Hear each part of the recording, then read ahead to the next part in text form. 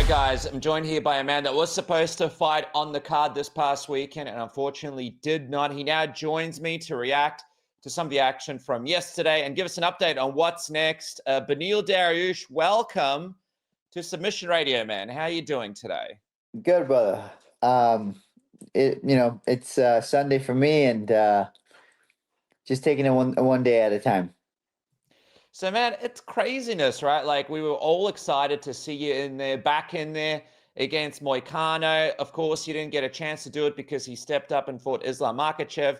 How did you end up watching the fights? I saw you were doing like a meet and greet at your gym. Was that where you guys ended up watching the fights? No, I did the meet and greet at the gym in the morning, because there's a lot of people that are like, we were hoping to meet you and just say hi and things like that. And now, I was like, all right, we'll just do a meet and greet, I guess. We'll do it at the gym.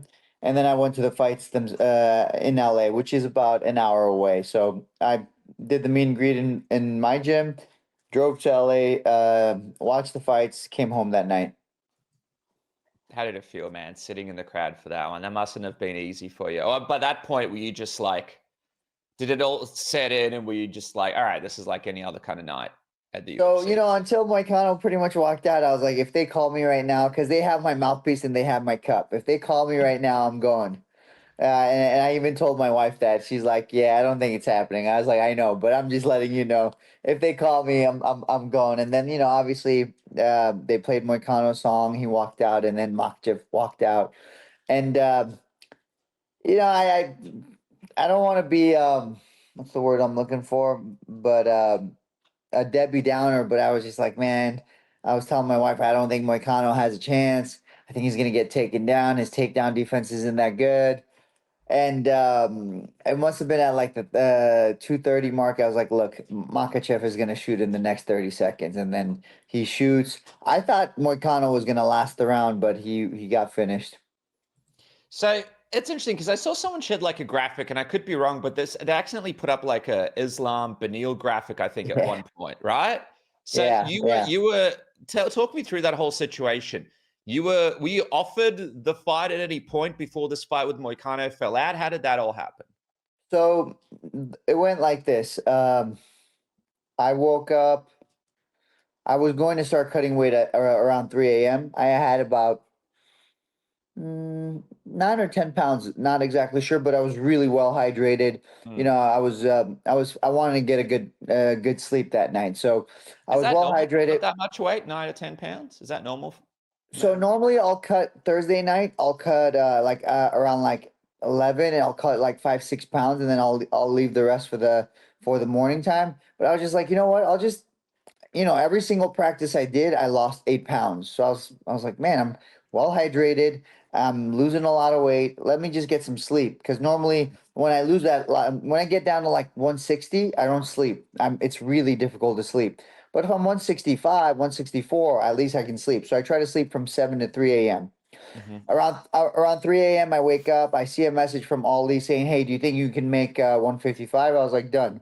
I know I can because every single practice I did, whether it was Monday, Tuesday, or Wednesday, I lost 7 to 8 pounds. So I was like, Hmm. all right, I'll do that. I start my I start my workout. I get down to 156 actually pretty easily. I get down to 156 Wow. 3 hours before weigh-ins, and then I was like, okay, I got one more pound. So I take a little break and then I cut the last pound, um, and I get on the scale. I 9 o'clock. I start rehydrating. I go back to my room, and Ali walks in and he says to me, yeah, so they gave the fight to Moicano. They're going to treat you. I mean, they're not treat you. They're going to take care of you as far as payment, show and win. But you're not fighting tomorrow. And I was upset. Uh, Obviously, a chance to fight for the title. I was super upset, but but I also was like, at least I can take care of my family. But man, my wife couldn't hide it at all. You could see it in my wife's face when she heard that. I thought she was gonna kill Ali. I felt bad for Ali for a second. I was like, dang man, she was not happy because all night. she thought I was going to fight for the title, and so she's like, "Oh, he has to make 155. The extra pound is not easy." Stuff like that. That's I know what's going through her mind. So I just kind of had to calm her down a bit, and then um and then I kind of had to process it myself. Mm. So you spent a night kind of mentally preparing to potentially fight Islam. What were you thinking at that point? Obviously, you spent the camp getting ready for Moicano. What was going to be your game plan if you were going to step in there against Islam, especially on short notice? Wouldn't have been too different. So fortunately for me, I was helping Urush Medic get ready, and he was fighting a southpaw, and he's a southpaw. So I Mhm. would do a lot of rounds with him. And in camp, for whatever reason, I felt more comfortable sparring southpaws than I did sparring orthodox guys. So Mm. I was just like, man, this is it. This is perfect. It's like my day. It's gonna happen. And so I really didn't think it was going to be an issue fighting a southpaw or Makhachev in general. And when it comes to grappling, I think stylistically, I might match up really well with him. I think I can go takedown for takedowns, and I can go defense for for defense with him. No issues. But unfortunately, I didn't get picked. But that was what was going through my mind, is the fact that I've had so much sparring with a southpaw, even though I'm not supposed to fight a southpaw, and maybe this is why. I know you've gone into fights with bad knee injuries, all sorts of injuries. Were you surprised when you saw Arman was pulling out so close to the fight with his back injury? What Yes. was your reaction when you saw that? Because obviously no one fights healthy. So it must have been Yeah, like a crazy back injury to do that. I was really surprised, and I'm not the one to I can't be like, oh, he made a mistake or whatever, because at the end of the day, if he goes and loses, he has no shot ever of fighting him again, because he lost twice to him. But at least this way he might have another chance if he goes and wins another fight. You know what I mean? Mm. So I think he made the right decision. If his body he can't perform, I think he made the right decision. So I've been in his shoes, and I've taken the other route. Sometimes it's worked out for me, and sometimes it hasn't. So I I I think he made a mature decision. I really do. I don't know if I could have done the same thing. Mm. So Dana White said Arman will not be getting the title shot next. What do you think? Do you think he should be getting the next title shot? Who do you think makes sense for Arman at this point? He was saying Charles Oliveira again. Do you want to see another fight between those two? What do you think should be the path for Arman? And who do you think fights Islam then? Well, I think we have to see when Islam wants to fight again. Because if he fights, let's say October, right, Mhm. which makes it his second title defense this year. Um, you could potentially have Arman fight somebody and be ready, or you can have Charles fight somebody and be ready. Someone could step into that position. If you say, oh, they're going to fight in May, I would say, okay, Charles makes more sense. Charles is coming off of he's coming off of a win. He can get into camp, get ready, and go fight. But Arman, supposedly his back is not good, and the weight cut just made things worse. And if it's one of those things where it's going to take some time to figure out, it would make more sense for him to fight somebody else and then fight for the title, to especially kind of get those kinks out, right? Mm. That's so those seem to be the options. Obviously, everybody's either thinking it's going to be Armand, it's going to be Charles, and then the Ilya is the third option, right? But it seems the AKA camp, or Habib's camp, whoever's camp you want to call it, they want to see Ilya fight somebody for that title shot. So it's possible that he'll end up fighting either Charles or Arman Sarukian, Ilya, and Mm. that'll be the title contender fight. So we could see Makhachev sit out until October. It's interesting, actually. I never thought of an Arman Ilya fight. How do you think Ilya would do against Arman and Charles? Do you think he'd have a shot at beating both of them? Oh, And I also, think I guess for Charles, it's like if he's sitting there with a title shot already, why fight Ilya? You know what I mean? I guess unless you want to stay active, but I know he doesn't love cutting down to lightweight either. So I would say I don't know if these title shots are guaranteed. The UFC can change his mind tomorrow, and there's not a whole lot you could do about that. That being said, Ilya has a chance. I think he can obviously beat anybody in the lightweight division. He's skilled enough. He showed that against Max and against Volk. I think I think if Ilya comes in with a good game plan, respects the division and understands like, hey, this isn't going to be walk in the park. I think he definitely has a great opportunity to win. Mm. So you put your hand up, you're ready to go. The UFC obviously paid you, you're showing your purse, but you're ready to go. The graphics were done. You're ready to go against Islam. You had your mouth guard and your shorts on the night of the fight to run out through the crowd like Edge when he's cashing in the Money in the Bank briefcase. What has the UFC said to you about what's next for you? Do you have an opponent or a date yet? I spoke with Hunter, a little bit with Sean as well. Hunter basically said they're going to get to the drawing board. Was it Monday or Tuesday? And they're going to call me. So I'm pretty much waiting on them now. That's where we're at. And in an ideal world, I would get somebody ranked ahead of me. And the options there are Dustin Poirier, Max Holloway, or Chandler. Mm. In terms of how soon you want to go, I mean, you're in fighting shape now. Is it like ASAP? Because those guys would obviously need a camp as well. So you may need to take a little break for a while if those guys are the guys that I fighting. think March or April makes sense. And the reason why I say that is they need to get ready. I need to deload basically from this camp, and that is not something that happens overnight. Mm. I need What some does that time mean? to. What does that look like? So for me personally, it's not like I stopped training, but I go back to lifting a lot more weights and eating a lot more calories, just to make sure I'm not. I'm not going to be because if you stay at a certain weight so lean for so long, you become nutritionally deficient, and injuries are going to be more likely. So I would Mm. like to increase my calories, and I would like to get back to lifting more weights instead of having every single for example, every single strength and conditioning practice be about speed and explosion and all this stuff. I would like to just get very technical lifts in and stay healthy. That would be more of a deload thing for me, and Mm. less running because I was running quite a bit for this camp, which is great for my knees. It keeps my knees healthy in some ways, but as soon as you stop running and if you don't lift, your body starts to fall apart. So I would like to deload with lots of lifting, lots of calories, and keep training. Obviously, I'll take a vacation with the family, but man, like 5 days a week, 2 weeks.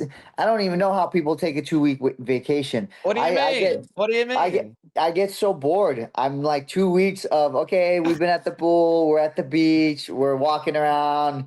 I haven't hit anybody in a couple of days. I'm over this, So What about I'll Sydney? Sydney for UFC 312. That's a fun vacation. Guest fighter spot. Get some of that February, soft right? ice. That's Feb 9. February. Yeah, that would actually, bro, that would be amazing. Actually, you know what? I'm gonna talk to my manager about that. See how that goes. I wouldn't I mind feel going like the out too. UFC might owe you a little bit. I feel like a Yeah, guest fighter spot could be good, yeah, that would right? be cool. If I can go to Australia in February, that'd be cool. That would actually be really good. So maybe we could do that. I'm selfishly just trying to get you down here so we can hang out. Just nerd question for myself. How many calories are you taking in when you're cutting weight? How many calories are you taking in when you're lifting heavy? And what are your top 3 lifts when you're lifting heavy that you love to do that you think are the most effective for your body? Um, I would say bench is really good for your shoulders, for your neck, for your chest. I would go.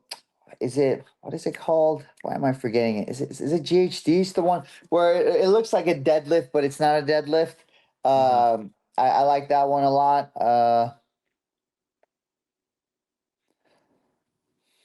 Hmm, a lot of core stuff. It's not just Mm. one workout. You know what I mean? You want to do a lot of core stuff. It keeps your back healthy as well. But um, keep your legs healthy, keep your back healthy, and keep your neck healthy, and it all kind of connects. I would probably, that's the best way to explain it. To say one exercise over another is a little bit difficult, but I would say bench is one of those where it gets a lot of things just to stay healthy. Um, I don't lift too heavy. I don't lift heavy at all, actually, but I do quite a bit of repetition, and almost like I'm in physical therapy. When you go to physical therapy, they'll have you do quite a bit of repetitions. But yeah, that's kind of my goal is work a lot of just recovering, I guess. And give me some calorie numbers. So when Oh, you're cutting calories. weight, where are we at when we're cutting weight, and where are we at when we're lifting? What kind of I won't even calories? talk about this weekend because this weekend is going to be out of control. But I would like to get back to, I'll probably eat around like 330 3,400 to 4,000 calories during the week, normal days. And then during camp, I was down to, I think at some point I was down to like 1,800, but the Mhm. week of the fight, I was eating 2,400. So the lowest I got was 1,800. I was messing around and seeing where exactly I need to be. I was to bring my weight down. I hit kind of a wall at some point, so I was at 1,800 calories at some point, and then I was figuring out when to eat, how to eat, like what to eat, and then how to boost my metabolism. So that was my lowest period, 1,800 calories, and then I was able to get my metabolism to pick up pace. And during the week of the fight, I was eating probably closer to 24 to 2,600, which was really good. This was a really good weight cut for me. Just that last shift in the last couple of weeks where my metabolism just picked up was fantastic. It was like being young again. It was perfect.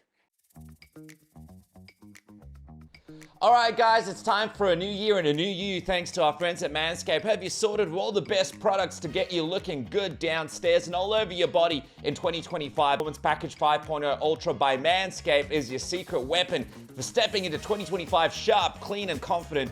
Don't be the guy that rolls into January looking like you just emerged from hibernation. Let the Lawnmower 5.0 Ultra, the Weed Whacker 2.0 handle your overgrowth so you can focus on leveling up. Start 2025 with precision, because the only thing that should be growing this year is your success and not your scruff. Join the 11 million men worldwide who trust Manscaped. Use the code word submission now.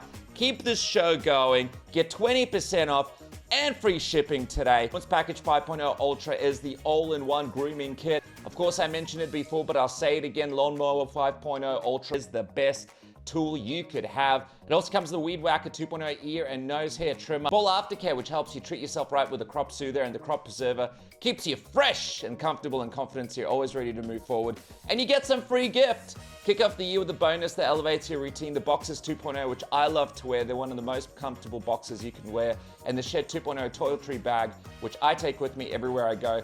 Manscaped has a 30-day money-back guarantee as well, so you can try it risk-free right now. Use the code word submission. Go right now, 20% off and free shipping. And I just want to talk to you guys about SAILY as well. SAILY is an unbelievable app that's going to change the game forever when it comes to travel, and you want to be covered with your phone. Forget lining up at airports and having to get a new SIM, taking your SIM out, keeping it in a little baggie, making sure you don't lose it. Forget all of that. SAILY has you sorted. All you got to do is download the app, choose the amount that you want to spend, what country you want to go to, and boom, like that, you are sorted. I just went to New Zealand. I was absolutely covered. I didn't want to spend the 10 or 20 or $30 a day that I was going to have to spend because of my provider. I put in an amount, it had me covered the entire time, and I even still have data left over because it was so smooth and easy. One of the things I love about SAILY as well that you may not realize is it actually comes with an ad blocker. So if you're watching videos or doing stuff on the internet, why waste your data on ads? The ad blocker has you sorted, and it comes with web protection as well. You know, malware on your device is the last thing you need on your travels. And SAILY gets you sorted and protected too. So why not jump on right now, use the code word submission, get 15% off. All you gotta do is download the app, choose your destination, where you wanna go, the amount of money you wanna spend, activate it on your phone without having to take out your SIM card, without having to line up at airports, without having to re-sign different documents. SAILY has you sorted, whether you need a little bit of data or a lot of data, whatever your plan is, SAILY has you covered wherever you go in the world. Go on right now, check out the app. It's the most seamless and easiest process when it comes to travel eSIMs that you can experience. Use the code word submission, 15% off. Jump on right now. What are you waiting for? Grab your SAILY today. If you're traveling tomorrow, next month, get it sorted today. Use the code word submission while it's still active. It's 15% off. SAILY.com/submission gets you sorted. Try it today, whether it's a lot of data, small amount of data. SAILY has you sorted. Easy, seamless, highly recommended. Now back to the program. Hey, let me quickly mention this. Like, you just brought up Max Holloway, so I want to talk about that because that's not a fight we've spoken about before. We've spoken about Chandler. We've spoken about Poirier. Talk to me a little bit about this Max Holloway fight because I kind of love this fight. You versus Max Holloway, two guys who have been fan favorites. In lightweight and featherweight, two guys that are in spots in their career where people would love to see you guys fight each other. I kind of really like the sound of that fight. How do you think a fight between you two would even go? How do you guys match up in your opinion? Well, obviously, in my head, I believe I can beat anybody. So I think I match up well with them. I think I'll be fine in the striking, and I think I have a big advantage in the grappling. The reason why I said Max Holloway is because he's now in the rankings. I know Dan, or I don't know, but I'm hearing rumors of Dan and Gagey, so I just took them off the list. That's UFC 313 in March. It's official. Yeah. So I've heard the rumors, so that's why I picked Max. But my personal favorite would be Poirier. I know I've mentioned this before, and the only reason I say it is because, like, for a while he's like, I don't want to fight Dariush. It doesn't make sense for me, blah blah blah. And then he went and fought Benoit Saint Denis. So I'm like, maybe, it just I don't know what that how his brain works, but maybe that's something clicks again in his brain and he'll be like, okay, maybe I do want this fight. So that was an ideal fight. Max Holloway, I've been a fan of his for a long time. To be able to fight him would be great. I think he's one of the best fighters, ever. He's up there, so I would definitely want to fight him. And I think I'm obviously very confident in my skills, so I would like that fight. And then Chandler is not really, I don't really want to fight him because I don't think he's that tough, but he's ranked ahead of me. So that's another one. Those are three great fights, man. So I'd love to see. So we're waiting for a phone call from Hunter this week, and hopefully we get something going. We're not going to be waiting around for long. Yeah, I don't know if it's going to be any of those guys, but that's what I hope. And obviously I'll be disappointed if it's not one of those guys, but it wouldn't be the first time they've disappointed me. We'll see what happens. All right, man. Well, listen, I just want to say that, obviously the class and the way that you've taken the bad news this past weekend is just an example of what an impressive guy you are outside of fighting, man. So thanks for being a class act for everyone and showing us how it should be done. I can't wait to see what's next. And of course, people can follow you on social media. The best thing to do, though, is to go and visit your gym, King's MMA in Anaheim, which is an incredible facility. I just want to make sure you guys are all good with the fires. Everything's okay. Yeah, we're good, man. We actually, one of the things we're doing right now, like, the firemen, they have to go fight these fires and all the smog and dust and whatever it is. We actually want to take care of the firemen and the first responders. So if they need, for example, recovery stuff and things like that, we got a hyperbaric, red light therapy, things like that. We ask them to come to us. We'll take care of them. Awesome. All right. That's amazing. So go to King's MMA in Anaheim. Guys, if you're in the area, come and get some reprieve. That's an amazing thing that you guys are doing. Beneil Dariush, I think it's time for a bit of a deload. Let's get some weights on that barbell and let's hope for a big name. Thank you so much for joining me.